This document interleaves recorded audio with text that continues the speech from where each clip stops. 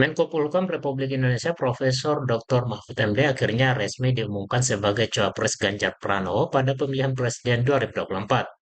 Pengumuman ini disampaikan langsung Ketua Umum PDI Perjuangan Megawati Soekarno Putri di kantor DPP PDIP Rabu 18 Oktober 2023 dihadiri tiga partai koalisi pendukung Ganjar, P3, Hanura, dan Perindo.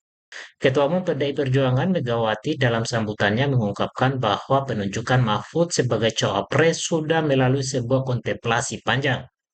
Menurutnya, Profesor Mahmud merupakan figur intelektual yang mumpuni, penuh pengalaman dan pengetahuan, baik di lembaga legislatif, eksekutif, maupun yudikatif.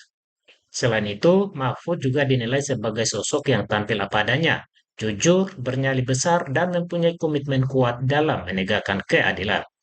Dikatakan Megawati, Mahfud bisa menjadi wasit yang baik di tengah persaingan politik dan bisnis yang kerap kali dirasakan tidak adil.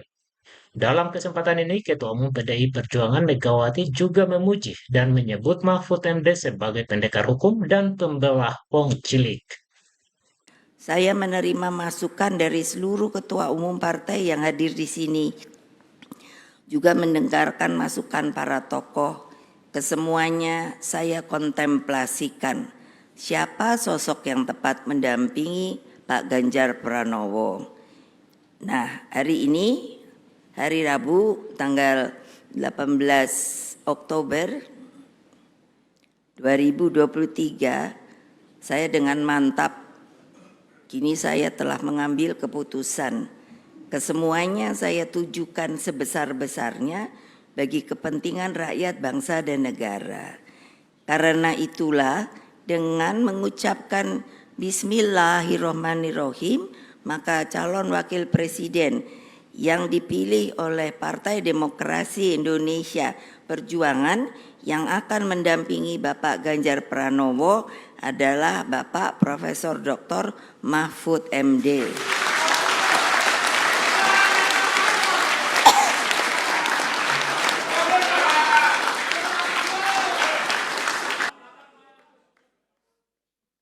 Boleh saya teruskan? Beliau sosok yang saya sendiri tidak asing karena beliau pernah menjadi ketua anggota Dewan Pembina di Badan Pembinaan Ideologi Pancasila. Jadi saya sangat bisa mengerti dari cara berpikir, jalan pikirannya. Dan ketika beliau dipilih untuk menjadi Menko Polhukam, saya guyan sama beliau. Walah, saya ini dari presiden turun menjadi ketua Dewan Pembina Ideologi Pancasila. Tapi saya bilang pada beliau, tidak apa-apa karena itu ideologi Pancasila. Tapi Bapak langsung meroket menjadi anggota kabinet. Jadi tolong ingat Bapak, seorang sosok intelektual yang mumpuni, karena saya perhatikan pengetahuan beliau di masalah hukum cocok, sangat penuh dengan pengalaman dan pengetahuan. Sosok dengan pengalaman lengkap di lembaga legislatif, eksekutif, dan yudikatif. Lalu Prof. Mahmud juga dikenal rakyat sebagai pendekar hukum dan pembela wong cilik. Saya bilang sama beliau, ya ini hukum ini jangan terus semuanya pada bungkem ya. Saya bilang sama beliau, ya untuk apa ada aturan hukum kalau semuanya pada diam. Ayo Pak, kita ngomong Pak. Dulu saya rasanya merasa sepi sendiri. Karena kalau saya ngomong, nah terus wartawan langsung bully. Nah sekarang ada Pak Mahfud nih, belain saya dah. Dan tentunya apa yang telah dikatakan kita akan bersama menjadi partai berempat yang akan mengusung Pak Ganjar Pranowo dan Pak Mahfud untuk insya Allah dengan pertolongan dari Allah Subhanahu wa taala dan rakyat Indonesia, kemungkinan maka kedua beliau dapat dijadikan presiden dan wakil presiden.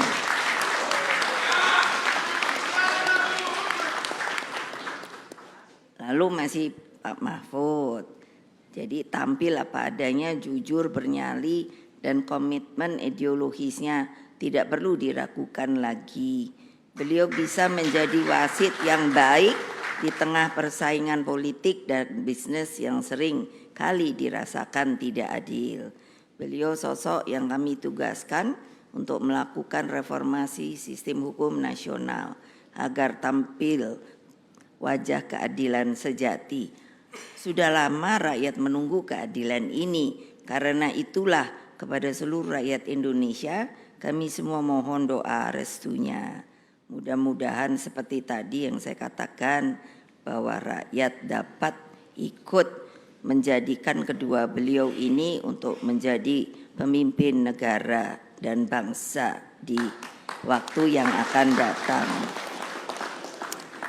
Tapi saya tanya sama Pak Mahfud, karena kok biasanya kan kalau orang itu kerja atau apa suka apa ya, gerenengan itu apa ya, jadi suka nyanyi-nyanyi kecil gitu.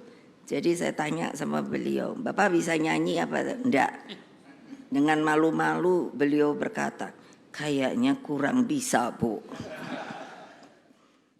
Pasangan Pak Ganjar Pranowo, Pak Mahfud ini akan menyuburkan demokrasi negeri. Mereka akan bertindak sebagai sahabat rakyat sejati, insya Allah. Mereka lahir, tumbuh, dan menjadi mumpuni karena doa penuh kasih dari ibu-ibu sejak berada dalam kandungan. Saya selalu kalau pidato sekarang saya janji sama ini, ayo Mbak Atika, untuk urusan perempuan. Karena perempuan itu harus sama laki-laki. Kodratnya beda, tetapi di dalam semua haknya harus sama. Kasih Ibu Pertiwi selalu mengharapkan yang terbaik bagi seluruh anak negeri. Kasih Ibu tidak pernah berkesudahan. Hanya memberi, tidak pernah harap kembali. Jadi selalu bagai matahari. Nah ini yang menyinari dunia.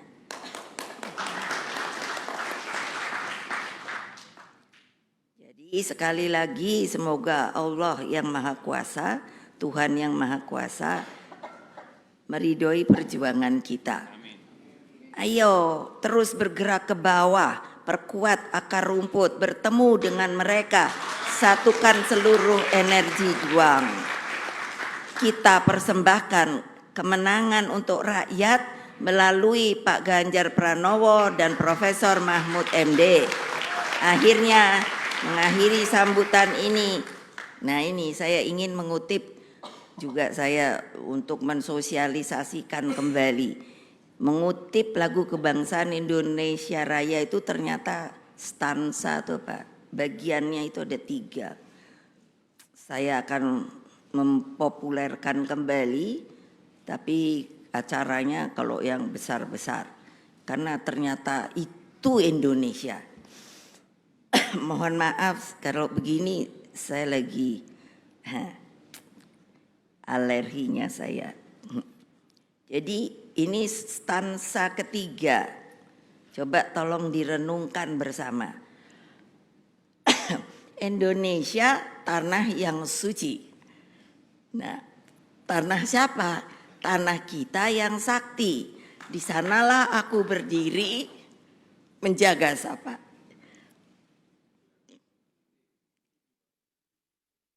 Menjaga ibu sejati.